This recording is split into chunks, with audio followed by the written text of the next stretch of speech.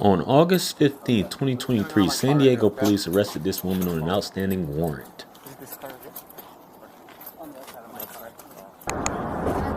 Officer Anthony Hare drove the woman to San Diego Police Department headquarters and then to Las Colinas Detention Center.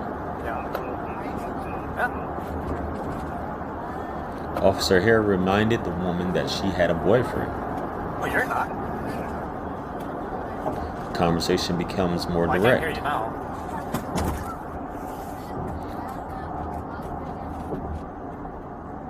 Don't say that right now.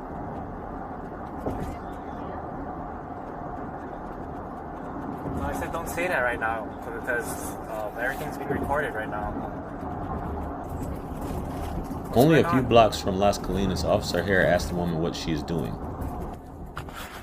Moments later, Officer Hare's body cam goes dark.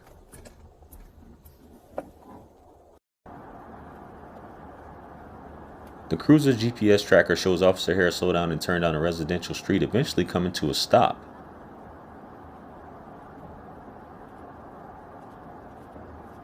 More than 10 minutes later, Officer Hare calls an officer for help.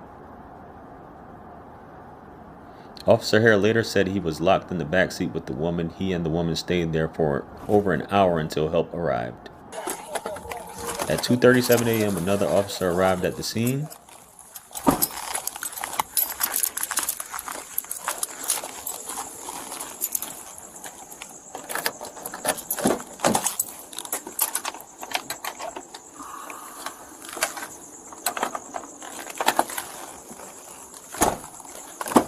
All right, sir, step out of the vehicle for me.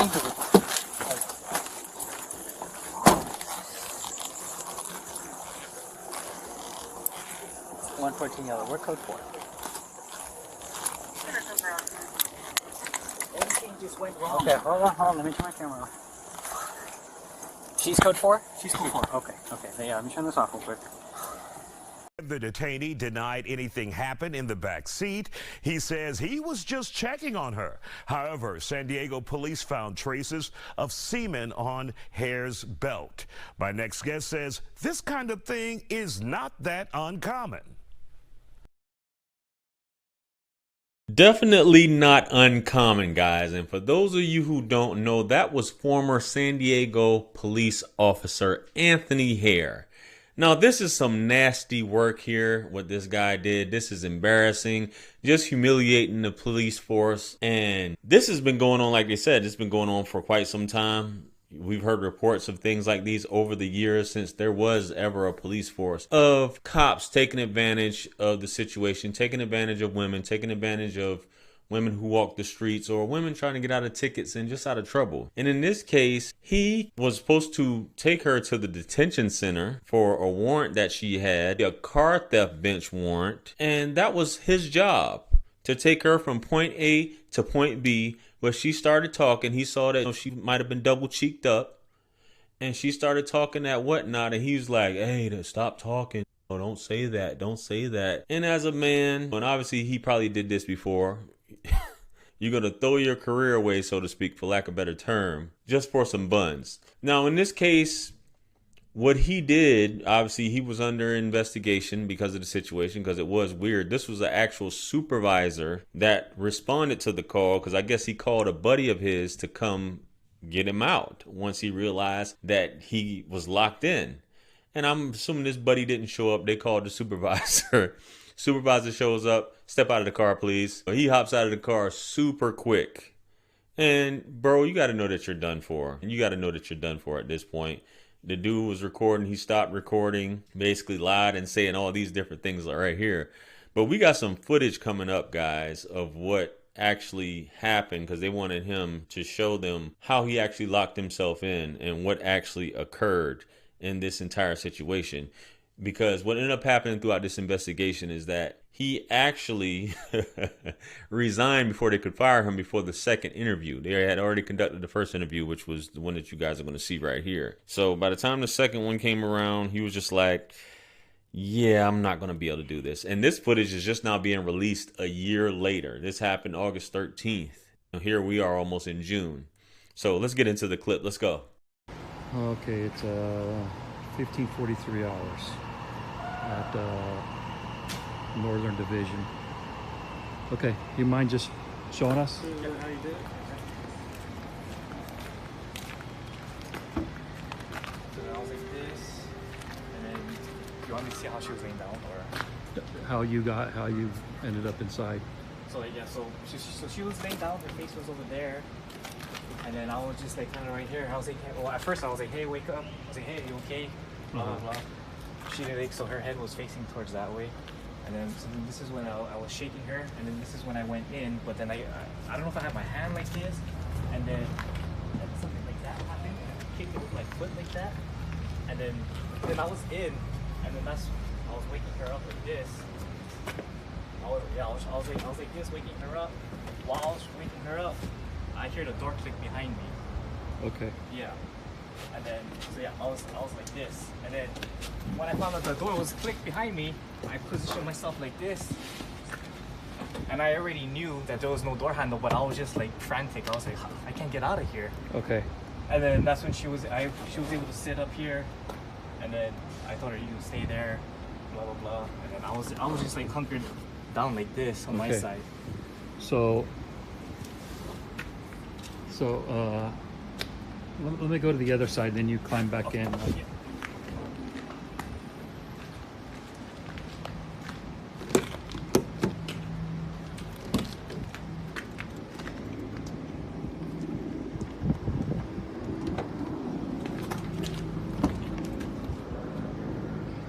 Okay, go ahead. Again? Yeah, go ahead. Okay. Open the door, and then as I came in like that, I was trying to wake her up. My feet wasn't this. My feet didn't get caught like that. And then when I was like waking her up, that's when I noticed that this door closed on me. And then that's when I was like frantic trying to open the door, but I know there's no door opener. And then from then she was able to. So I was like this majority of the time. I was trying to get her up because her face was right here. Okay. Right here, and then I was trying to like wake her up to get her up. And then next thing you know, I hear the door close on me. I was frantic. I was looking, and then that's when she started to kind of like, I guess, wake up or get dazed off, whatever. And then that's when I asked her like, hey, are you having a hard time breathing? She said no. Do you need medics? No. I was like, okay, all right, just stay right there. And then that's when I was trying to open the door. Okay. And then that's when I went on D2. All right, you can jump up.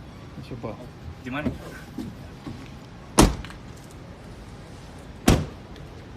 The end of the video. Hey, are you having a hard time breathing? Man, listen, you know that sounded crazy. The man who was interviewing you knew that sounded crazy. Everybody knows that sounds crazy. But you had to come up with something to, I guess, fight for your job instead of just coming out saying, hey, man, had a moment of weakness. She was offering the package deal. I went for the package deal. I clapped, and it was 10 minutes, less than 10 minutes, and let a load off, and here we are. And I guess once they did the DNA and found out that it was semen on your belt, man, that's all she wrote, bro. It is what it is, bro. You should have resigned as soon as they accused you. That way they couldn't fire you, and that would have been that. But the crazy thing is, man, this just goes to show you because, and this isn't to bash cops or anything, but we got to think about it, guys. Cops are looked at as above the law. They are first-class citizens. Everybody else is a second-class citizen. They don't lie, right? And this dude is telling a ball-faced lie right here. And this is how these things go in these investigations. You rehearse it and all this stuff, say this, you came up with the story, and while you're doing it, I'm pretty sure, yo, this sounds crazy, man. Man, I don't even think I can get away with this. Even though supposedly after this whole situation occurred, they interviewed the young lady, the woman he arrested. And of course, she's most likely going to say no because they got it. I could see if he coerced her and say, yo, I'm not going to take you in for this warrant or whatever like that if you do this. But you could hear her initiating everything. So obviously they could charge her with that as well, which I'm pretty sure they threatened to charge her with that. And she's just like, yo, I don't know nothing. He didn't clap the cheeks. I didn't give him a Lewinsky, because that would have been a whole other charge right there in itself. So she basically said that he was like, yo, can we get together when you get out, resolve this, X, Y, Z, which she never met up with him after she got out anyway. Yeah, bro. I guess you're going to go into the next police department, though, huh? What would you guys have done in this situation if you were him, man? Comment below. Like, share, comment, and subscribe. Much blessings and abundance. Stick around for the next videos. It's going to pop up on the screen below. That's where I'm going to see you guys at. It's your favorite everything. This is Wisdom. Let's run it up to 1 million. Quit playing with me. Peace.